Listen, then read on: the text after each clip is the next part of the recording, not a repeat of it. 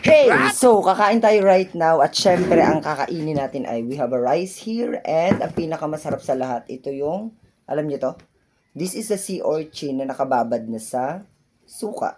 Alam niyo sobrang sarap nito. Alam niyo ba yung sea urchin? Yung mga bilog na maraming tinik. Yan, so tingnan niyo. Yan siya.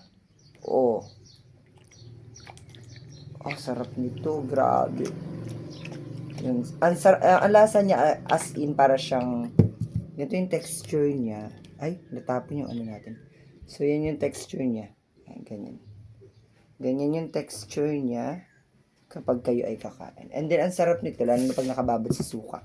Super sarap niya, as in. So, yan, kuha lang kayo ng ganyang klase. Yan.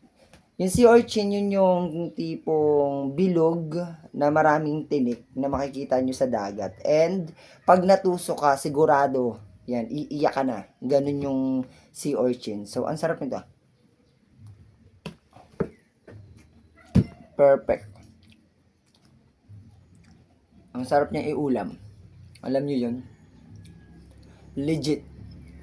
Kasi medyo maanghang pa yung suka. Super yummy. So, ano pang ang tayo nyo? Try nyo lang kumain ng sea urchin. Yung iba, nalalangsahan sila. Lagyan nyo kasi ng suka para di siya malangsa. Pero ang masarap sa kanya, ito yun. Pag nakababad na siya. And then, kailangan yung suka na gagamitin nyo, wag yung dato puti, walang ganon. Wag yung mga nabibili natin. Kailangan yung sukan sasa. So, sa mga Quezon Province, may mga sukan sasa kayong mabibili na very affordable lang. Dati hindi ako nito nakain, pero nung natikman ko siya, kasi para siyang ano, pag tinignan nyo, ganyan yung kanyang itsura. Ayan. Pero sobrang sarap nito. Nung natikman ko siya, matamis-tamis pala siya. Mukha lang siya nakakadiri sa una, pero pag nakain nyo na siya, very delicious and malinamnam. Yun talaga. And then yung suka niya, para pag hinigop mo yung, lalo na pag fresh, tapos tatanggal nyo na yung dumi, hugasan nyo lang, and then after that, lalagyan nyo siya ng suka. Pag nilagyan nyo siya ng suka, tapos hinigop nyo yung sabaw, para siyang lasa ng balot. Mas masarap pa siya dun. Alam niyo yung balot, yung may sisiw. Yung kung nakain kayo nun. Ito yung kagandahan sa Quezon Province, kasi yung magantong klase ng foods na makikita natin sa dagat, hindi mo siya kailangan bilihin. Kailangan mo lang siyang languyin, sisidin, gano'n lang. Napaka-adventurous ng kailangan mong gawin. And then, libre siya. Unlike kapag nasa city ka, may mga part na yung ulam mo, yung mga iba mong kakainin, kailangan mo siyang bilhin. Pero dito, yung iba dito, hindi mo na binibili. Pag nasa Quezon Province ka, lalo na pag malapit ka sa dagat.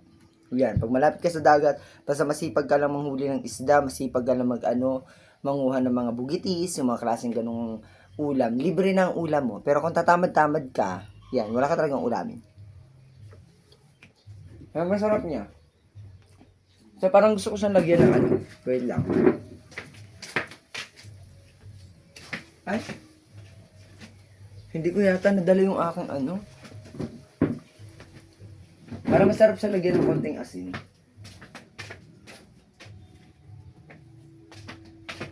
So, lalagyan natin siya ng konting asin para magkano siya ng medyo alat-alat ng konti. Nawala na kasing alat niya. Yun lang yung problema pag nakababad na siya sa suka. Medyo nawawala na yung salty niya. Kasi, naano na siya nababad na. Pero kapag yung fresh pa lang nakakainin mo yung sea urchin, sobrang sarap. As in. Kaya kung kayo, sipagan nyo lang lagi na ano, manguha na pagkain sa dagat, libre na. Sobrang sarap nito. So yun lang, hanggang dito na lang yung ating video. Kasi ito yung una nating vlog. So kung gusto niyo magpatuloy-tuloy ito, mag-subscribe kayo sa channel natin at i-share niyo yung ating video. So have a good day everyone and goodbye.